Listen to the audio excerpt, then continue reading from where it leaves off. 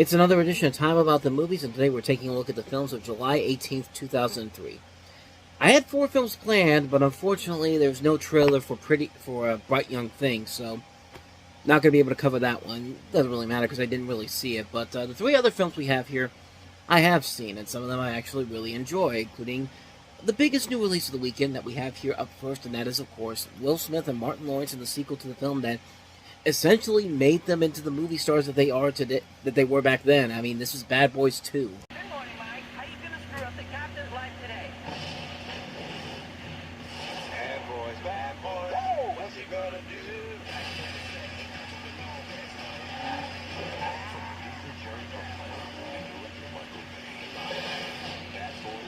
What's he gonna do when we come for you? It's next, step up, it's next, makes nose, man. Hey, Dude, you gotta learn the words. we usually only do the chorus. So before we get into Bad Boys 2, I thought this was kind of funny. I was looking for the plot synopsis on IMDb, and I came across this. So more like this, for Bad Boys 2. Of course, you got the 2 Bad Boys movies, and then Admission, and then this is clearly relevant to Bad Boys 2, Selena plus Chef on HBO Max. Yeah. You tell me how that works, but, anyway, Bad Boys 2. Miami is being flooded with ecstasy that's coming from Cuba through a drug lord, and detectives Mike Lowry and Marcus Burnett, played once again by Martin Lawrence and Will Smith, are on the case and determined to bring the man to justice. Additional drama is being provided by friction with the DEA, which counts Marcus's younger sister, played by Gabrielle Union, among its agents, and from Marcus possibly transferring out of the department, leaving Mike without his longtime partner. This film in particular was a big hit, even bigger than the original film. That just goes to show you that a sequel coming almost 10 years after the last movie, you know, it certainly was something. The star power of Martin Lawrence and Will Smith was so powerful back then that you put these guys in a sequel that's been around for so long. It's just like, you know what? People will go and see it because that first Bad Boys movie still has that lasting legacy to it. And some people would say that this is definitely not on the same level as the last movie, but I personally, the more I watch this one, the more I really love it. Yeah, this is the one where it's just like, it's Mission Impossible 2, except Mission Impossible 2 done right. It's a film that's definitely not as serious as the last movie, but it's a film that is just so much more fun than it has any right to be. And it's because you have Michael Bay doing what Michael Bay does best, Martin Lawrence and Will Smith teaming up once again. It's a film that is just so over the top, so ridiculous, but God, it's one of the most enjoyable experiences you could ever have. I mean, the action sequences are top-notch good. I mean, the car chase in the middle of the film where they're on the Miami freeway and the bad guys are throwing cars all over the place. It's just like, it's so ridiculous, it's so stupid, but God, I just love every single moment of it. There are so many moments in here that are so memorable for how stupid they are or how just hilarious and brilliant they are. It's just like, you can't help but enjoy this film so much. I mean, there's so much to admire about this film all the way through. The ending of the movie, the climax, the big climax when they're dealing with the landmines, is still one of the most awesome climaxes you'll ever see. I mean, there's a reason why I use that scene where Gabrielle Union throws the gun on the landmine that hits the guy and he goes flying backwards. Like, that is still one of the greatest over-the-top death scenes I've ever seen, and the way the bad guy dies in this is it's just incredible stuff. Is it a smart film? No. Is it a fun summer blockbuster film? Oh, hell yes it is. I mean, this is a film that's just so much fun. It is incredibly stupid. It's definitely not as good as the first Bad Boys movie, but you know what? It's still fun. I mean, these movies are still all a ton of fun. I mean, and if we're being honest, Bad Boys for Life takes it back to what made the original Bad Boys the great film that it was. And to me, that's still the best movie of the series, which we got another film coming out, coincidentally, a couple of days before this episode will actually be released on May 29th, 2024. The next one doesn't come out until June 7th, so we're about 1 week away from seeing them back together again, Martin Lawrence and Will Smith, in a film that for the same people that made Bad Boys for Life, so that's what I'm definitely looking forward to, and hopefully this won't be a freezing cold take, but I'm increasingly optimistic about this film, especially considering what these guys did with the last movie, but that one I still think is the best one. But Bad Boys 2 it's a fun, guilty pleasure movie. It's a film that's so ridiculous, so stupid at times, but you can't help but have a good time with it. It's the perfect definition of a summer blockbuster. This is Michael Bay doing what Michael Bay does best and making it work. It's a fun, over-the-top film.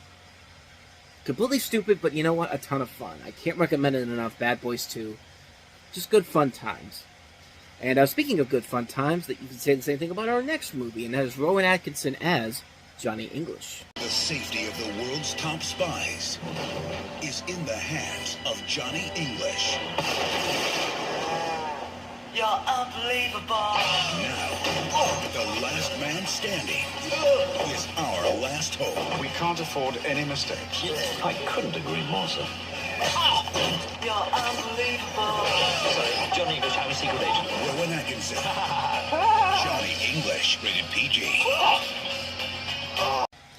So in Johnny English, you have a funeral of a British spy that gets attacked, and all the remaining spies are killed, and only one person is left to be a spy in this organization, and that is, of course, Johnny English, along with his sidekick, Bo. They've been assigned to the case of investigating the theft of the British Crown jewels. The prime suspect is a mysterious French entrepreneur played by John Malkovich. The two find out the horrifying truth behind the theft, and Savage, John Malkovich's character, but it's not going to be easy to bring him to justice. And you also have Natalie Imbruglia, the person who sings Torn, as Johnny English's sidekick in the film. And kind of like with Bad Boys 2, it's a very stupid film. It's not really all that clever. It's not really all that smart in general. But you know what? It's a good, fun time. It's one of those movies that got thrashed by critics when it came out. But when it came to theaters, it was a massive hit, both here in the States and overseas. I mean, it was a film that was really, really fun. Like, Rowan Atkinson is just a ton of fun to watch in here. He's not playing Bean here. He's playing a different character that's not the same character as Mr. Bean, and I think that works very well for him in this case. It's a film that is just so... It's a fun film, and it helps to have the people behind the most recent James Bond movies, Neil Purvis and Robert Wade, as two of the writers on here, and I think that helps in the long run. And the film is just so stupid and so ridiculous, but it's fun in its own ways. It's a film that is so uniquely ridiculous. Like, there's just so many moments in here that will make you laugh out loud out of nowhere. Like, the one thing that I always remember from this is the end of the movie when, you know, how is Johnny English going to save the day when it's like this John Malkovich is about to be named king of the... It's about to be named, what is it? King of the... given the knighthood, and you know the people are about to put the crown on John Malkovich's character, and then Rowan Atkinson pushes him out of the way, and it's just like, okay, now you're the king, and even Natalie Imbruglia is just like, wait, what? And like Rowan Atkinson just takes the moment and just goes like, arrest that man and lock him up, and it's just like, that's how the day is saved. Like, it's so stupid, it's so ridiculous, but it just works. For some reason it just works so well. Plus, there's another one of those movies that has one of those songs that, for some reason, it should not be the one of the things you remember the most. But Robbie Williams does a pretty good song with "A Man for All Seasons." I mean, this is a song that, like, you listen to it and it's just like, okay, I can see definitely what they're talking about. I mean, take a listen. Create a country safe and sound with villains 6 feet underground, and no one knows because no one's found any trace of a man for all seasons. Loves him and leaves him alone. So long, let's say after all. I mean, it's another one of those songs, kind of like with the song from Miss Congeniality, One in a Million, where it really is just there to be a placeholder for the scene in particular, but in this case, for the theme song for the movie, it just works really well, and it's just one of those things that every once in a while, I'll just turn it on and just listen to it, and it's just like, it's a catchy-ass song. But yeah, it was a really fun film. The sequels, I don't think, are as good. I think they're just kind of they're not quite as good as the other movies, or as this movie is. I mean, this film works maybe for a one-time thing. I don't think they're as pointless as the other comedy trilogies out there that are seemingly pointless, like, The Hangover, or even Trolls, but they're just not films that are up to the same level as the original Johnny English, which I think is still a very fun movie on so many different levels. It's just a good fun time overall. It's silly, it's ridiculous, it works for what it is. So, at least in my opinion, that is. I know this one might get a little bit of a mixed reaction from people, but I really dug this movie. So, With that said, let us move on to the last movie we have here, and that is Mandy Moore and Allison Janney, Cloris Leachman, and Peter Gallagher in How to Deal. When your mother acts like a teenager, You ain't getting any from me. your dad behaves like a child, and your grandma just doesn't behave. Boy, do I have the munchies. Mother, please. New Line Cinema presents Mandy Moore in You Were Just Leaving, a lesson in love We're just friends for non-believers. with benefits. How to Deal, rated PG-13, starts Friday. So Mandy Moore, this was another chance for her to capture her success after A Walk to Remember. She plays a young high school student who is disillusioned with love after seeing many of the dysfunctional relationships around her. Her parents are now divorced, and her father has a new young girlfriend she doesn't care for too much. Her mother is now always alone, and her sister is so overwhelmed by the upcoming wedding that she barely leaves the house anymore.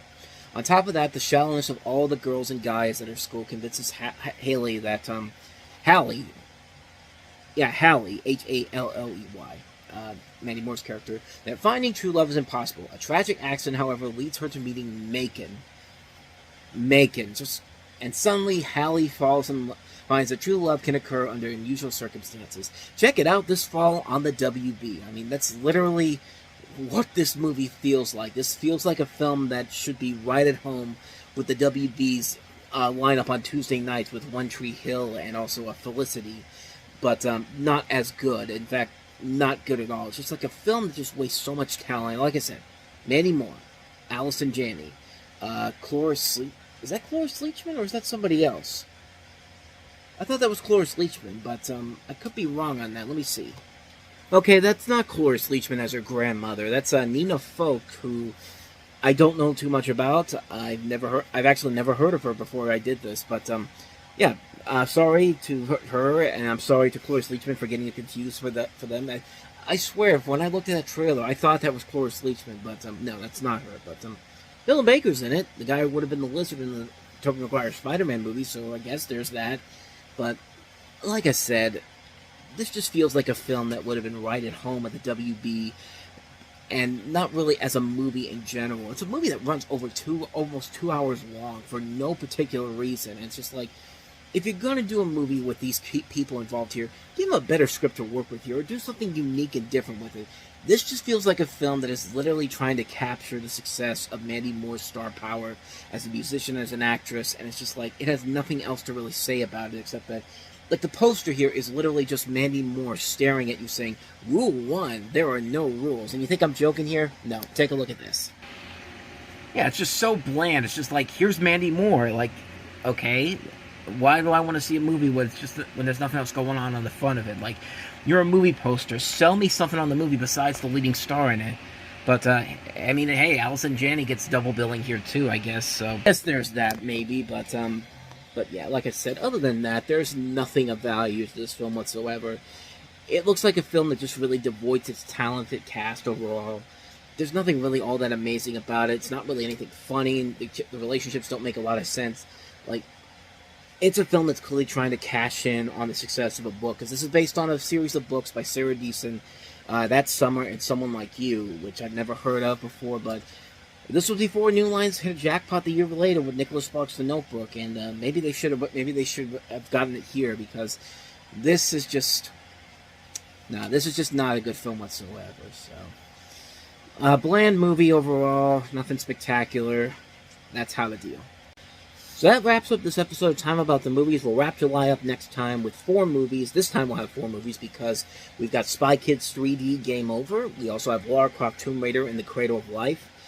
We have Seabiscuit, and we also have Camp, which is a film that I do remember seeing when it came out back in 2003, and I know we'll find some stuff there. So we will have 4 movies to take a look at to wrap up the month of July 2003. That'll be on the next episode, of course. But until then, thank you so much for watching, and if you want to see more videos like this, please hit the place on the next page, check out the previous episode, and also don't forget to hit the like and subscribe button if you want to see more videos like this on this channel. So, with that said, I am off. I will see you guys next time, and until then, as always, take care.